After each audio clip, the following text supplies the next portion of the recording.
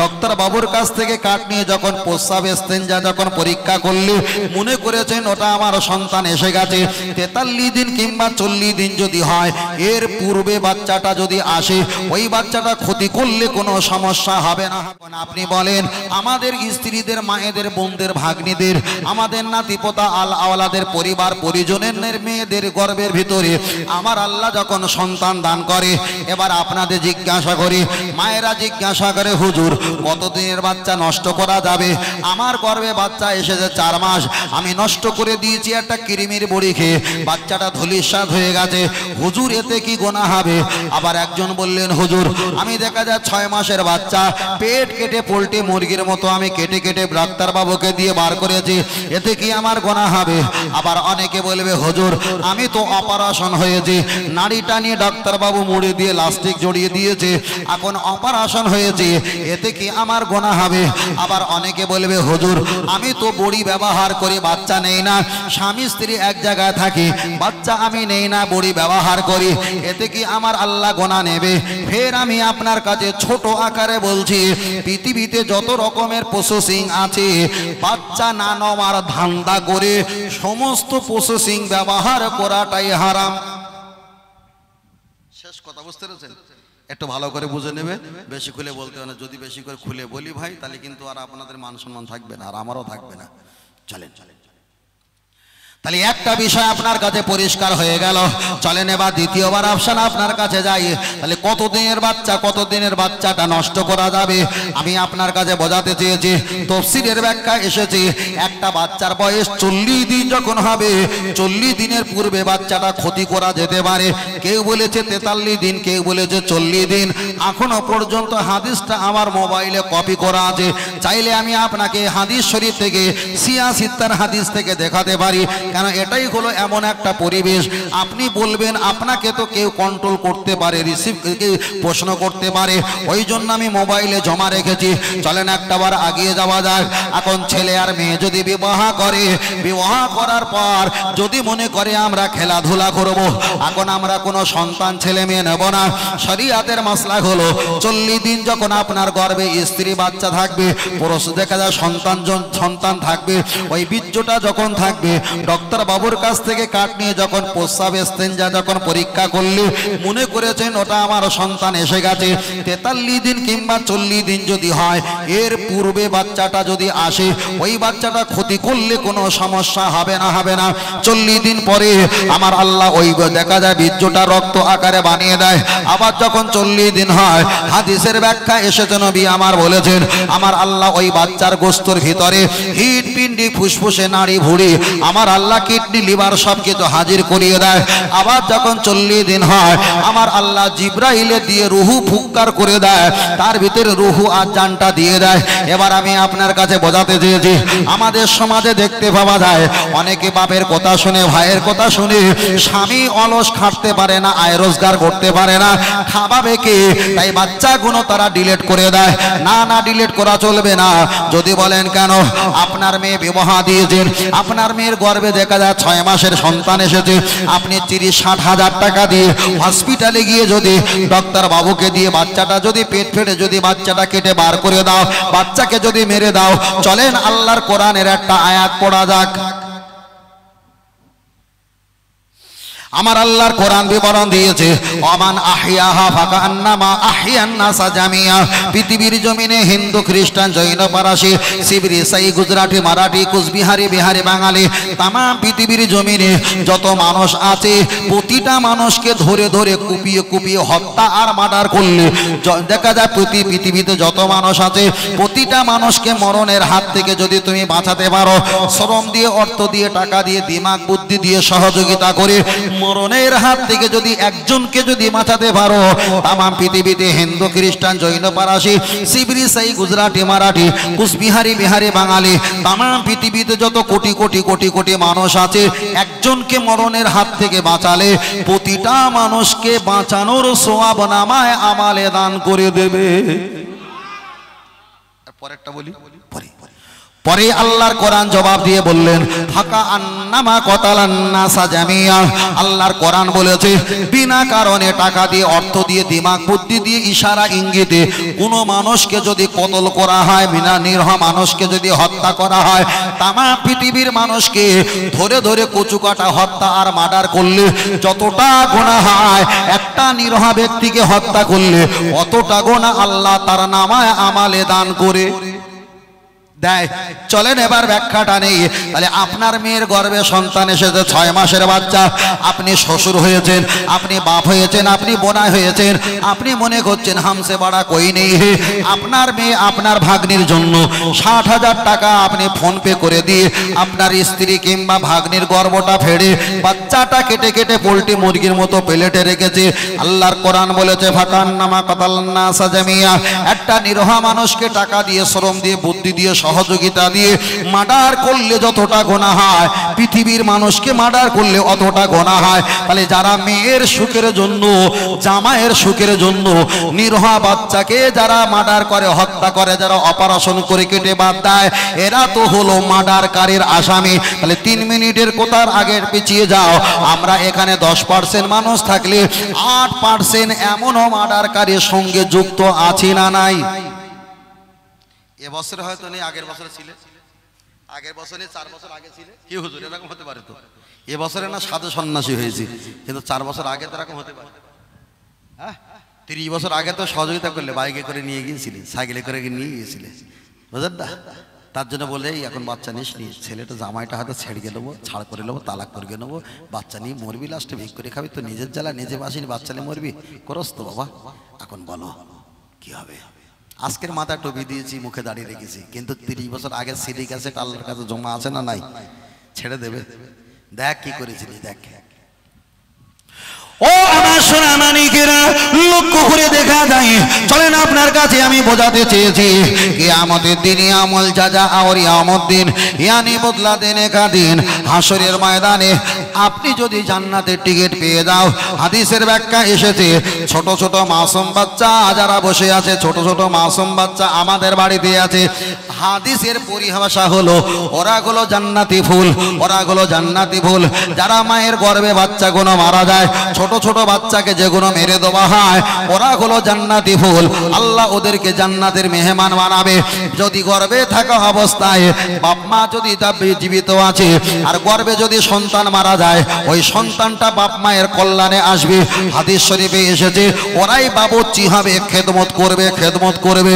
ও আমার চাচাজি বাপজি, একটু হিসাব করে জেনে রেখে দাও, আপনার মেয়ে, আপনার নাতি, আপনার ভাগ্নি, আপনার নাত বউ, আপনার বৌমার দিকে তাকিয়ে গর্ভের বাচ্চাটা আপনি ডিলিট করে দিয়েছেন, হত্যা করে দিয়েছেন, আপনি জান্নাতে টিকিট পেয়েছেন। যখন জান্নাতে যাবে, আল্লাহর কোরআন জানিয়ে দিয়েছে মিসকালা যাররাতিন শাররাইয়ারা খায়রাইয়ারা, ভালো কাজ করলে আমার আল্লাহ তার বদলা আপনাকে দেবে, চুল পরিমাণ খারাপ কাজ করলে এ বদলা আমার আল্লাহ আপনাকে দেবে। তাহলে ভালো কাজ করলে বদলাটা নিতে হবে, খারাপ কাজ করলে চুল পরিমাণ এ বদলাটা আপনাকে নিতে হবে। তাহলে দুনিয়াতে আপনি যে খারাপ কাজটা করেছেন, হাসরের মাঠে বদলাটা আপনাকে নিতে হবেই হবে। কিন্তু পশু প্রাণীর দিক দিয়ে ভিন্ন। আল্লাহর কোরআন বলেছে একে অপরকে গুতাবে, গরু ছাগল গুতিয়ে ইয়া লাইতানি কুনতু তুরাবা, এরা মাটির সঙ্গে মিলিত হয়ে যাবে, কিন্তু হিসাব হবে জিন আর ইনসান। তাহলে আপনার আর আমার হিসাব হবে। ওই বাচ্চা যদি আল্লাহর দরবারে আরজ করে, আল্লাহ আমি দুনিয়াতে আসতাম, উম্মতে মুহাম্মাদি হয়ে আসতাম, আমার অমুক অমুক হত্যা আর মার্ডার করেছে, আল্লাহ যদি তার ক্ষমতা যখন দেবে, ওই বাচ্চাটা আপনার কাছ থেকে জান্নাতের টিকিটটা কাড়িয়ে নেবে। তার কারণ তো আমার নবী বলেছেন হুকুকুল্লাহ আর হুকুকুল ইবাদ, একটা হলো বান্দার হক আর একটা হলো আল্লাহর হক। বান্দার কাছে অন্যায় করেছো, বান্দা যদি ক্ষমা না করে আল্লাহ ক্ষমা করবে না। তাহলে ওই বাচ্চা হলো আল্লাহর বান্দা, বাচ্চাকে বিনা কারণে আপনি টাকা দিয়ে ডক্টর বাবুকে হত্যা আর মার্ডার করেছেন, খোদার কসম হাসরের মাঠে আল্লাহ ক্ষমা করবে না। হুকুকুল প্রতিবাদ ওই বান্দা যদি ক্ষমা না করে পশ্চিমকালে আমার আপনার ক্ষমা হবে না। যারা আমার মাইকের আওয়াজটা শুনছেন, যারা দূর থেকে বসে শুনছেন, আমার মায়েরা শুনছেন, ফের বলছি মা, আপনি আপনার ছেলে আর মেয়ে, আপনার বৌমা, আপনার ছেলে, আপনার নাত জামাই, আপনার নাতি, আপনার ছেলে আর মেয়ে একটু রাতের বেলা খেলার জন্য এক হাত সেলাই করতে গিয়ে নিজে যেন 5 হাত ছিঁড়ে বসো না। একটুখানি উপকার করতে গিয়ে যেন 10 হাত ছিঁড়ে বসে থেকো না। আমার কথা কি অসুবিধা হচ্ছে বাবু আপনাদের? নাকি পাল্টে দেবো? এটা পাল্টে দেবো নাকি? পিছন থেকে সেই সদস্য, আচ্ছা সেই ফেরিঘাটের মতো সেই দেখো ফের আসছে, ফের যাচ্ছে, বসো। তাকবীর আর নারে তাকবীর। আহা হুজুর বালিশ নিয়ে এসো। এই যা তাকবীর দিয়েছে আমার বুক দপ করে উঠেছে ভাই, যে জোরে তাকবীর দিয়েছে। নারে তাকবীর, নারে তাকবীর। আহলে সুন্নাত আল জামাত, সিলসিলা হক ফুরফুরা শরীফ, মদিনা মক্কা শরীফ, আল কোরআনের আলো, আল হাদিসের আলো। নারে তাকবীর। মোটামুটি ঠিক আছে তো? হ্যাঁ, চলে যাওয়ার পরে বলবে আল্লাহ হুজুর এসে হুজুরের ওয়াজ খুঁজে পাইনি, একটু কান্দাবে নান্দাবে সব কিছু করবে। ঈসা মুসা দাউদ আই সোহাইব জাকারিয়া লুত ইব্রাহিম কত নবী পড়ে রয়েছে, তাকে একটা কথা বলতে পারলো না। আর হুজুর কোথায় বাচ্চা গর্বে, তাই নিয়ে বলেছে ভাই হজ বছরে একবার, কোমাল দোকানে তুললি পচে যাবে, বিক্রি হবে না, সেই বছরে একবার বিক্রি হয়। জাকাত বছরে একবার, ওমাল দোকানে তুললি সাতনা ধরে যেতে পারে। কোরবানি বছরে একবার, ওমাল দোকানে রাখলেও সাতনা ধরতে পারে। এটা হলো প্রতিনিয়ত, কথা ঠিক না বেঠিক? আমি এমন দোকানদারি হয়ে এমন মাল বিক্রি করছি যেগুলো আমাদের প্রতিনিয়ত প্রয়োজন। এখানে আমি হজের মাল তুলিনি, জাকাতের মাল তুলিনি, ও তো বছরে একবার। যখন আসবে তখন ইমাম সাহেব মসজিদে আমাদের চাইতে ভালো করে বলে দেবে। 4-5টা জুম্মায় ওনারা যেভাবে কষ্ট করে বলে, অতটা কষ্ট করে আমরা বলতে পারি না, তখন শুনে নেবে। আর এটা হলো প্রতিনিয়ত আমাদের প্রয়োজন হয়, ঠিক না বেঠিক? বুঝলেন না? দরুদ শরীফ আল্লাহুম্মা খুব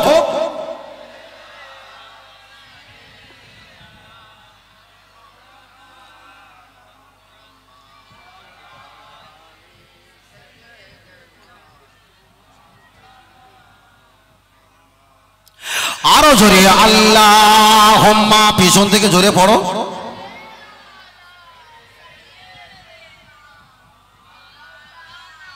ওয়া আলা আলি সাইয়্যিদিনা। ওই মায়েরা তরকা রান্না করে আর কি ধনিয়া পাতা ছিটে দেয় না?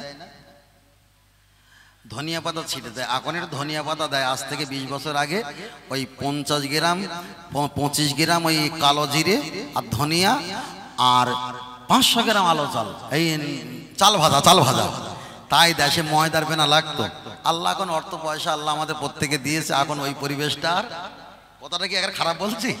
হ্যাঁ, দাদির ঘাতে দাদি বলেছে তরকার আমি বাটবো, আমি একটুখানি সকলকে ভাগ করবো। আর দাদি যা ছিল সেই ময়দা গলা বুলগার মতো মাল শুধু ছড়িয়ে সিমেন্টের মতন হয়ে গেছে ভাই, বুঝলেন না?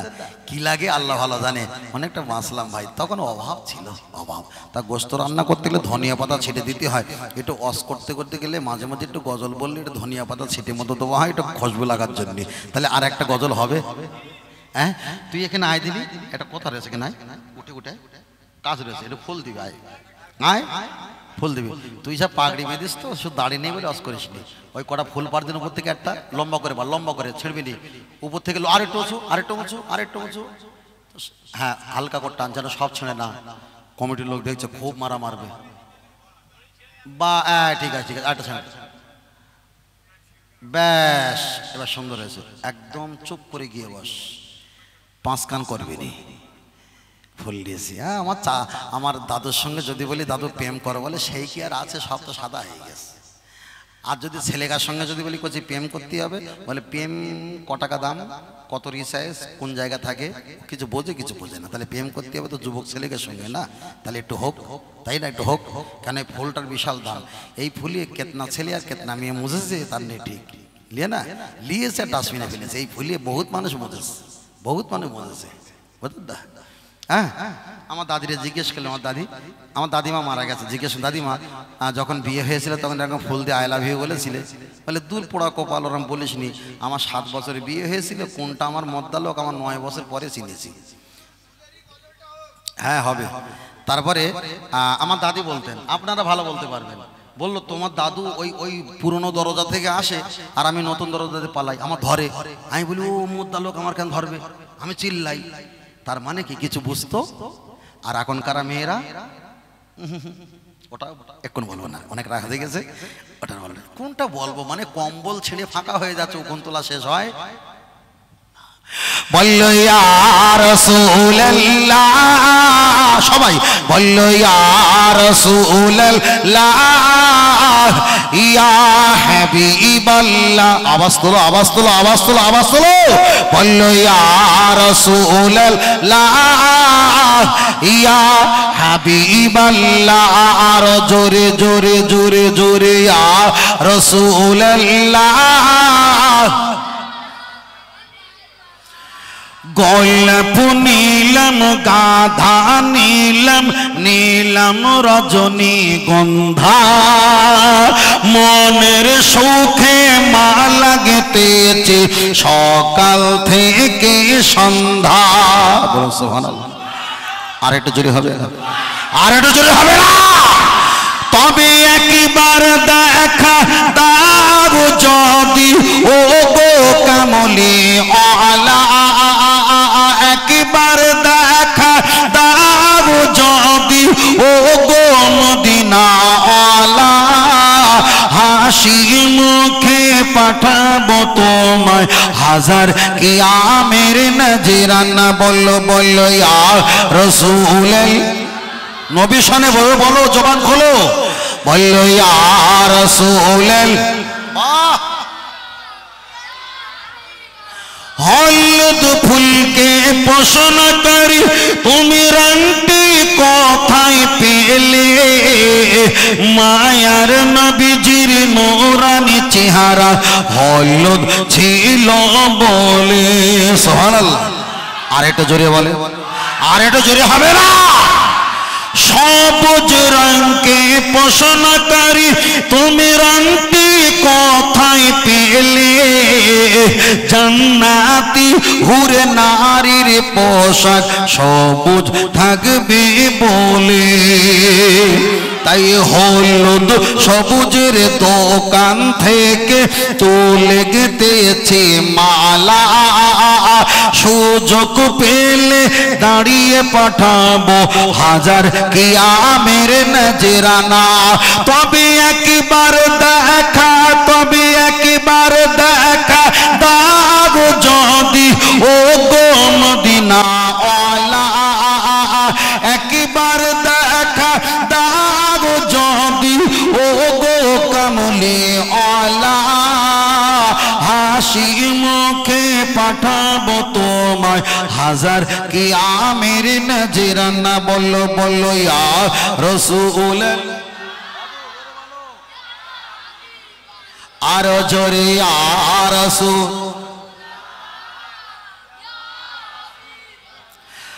লাল ফুলকে পছন্দ করি তুমি রংটি কোথায় পেলে, ওহদ ময়দানে নবীজি রক্ত লাল ছিল বলে। আর একটু জোরে হবে না, আর একটু জোরে হবে না। সাদা ফুলকে পছন্দ করি তুমি রংটি কোথায় পেলে, নূর নবীজির নূরানি দাঁত সাদা ছিল বলে।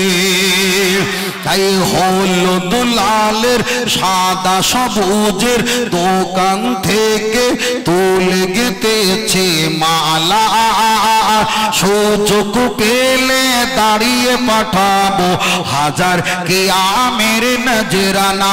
তবে একবার দেখা দাও যদি ও গো কমলি ওয়ালা, একবার দেখা দাও যদি ও গো মদিনা আলা, হাসি মুখে পাঠাবো তোমায় হাজার কিয়ামের নজরানা। বললো বললো ইয়া রাসূলুল্লাহ। বাহ, জোরে বলো না, বলো ইয়া রাসূলুল্লাহ। আরো জোরে আর রাসূলের নারে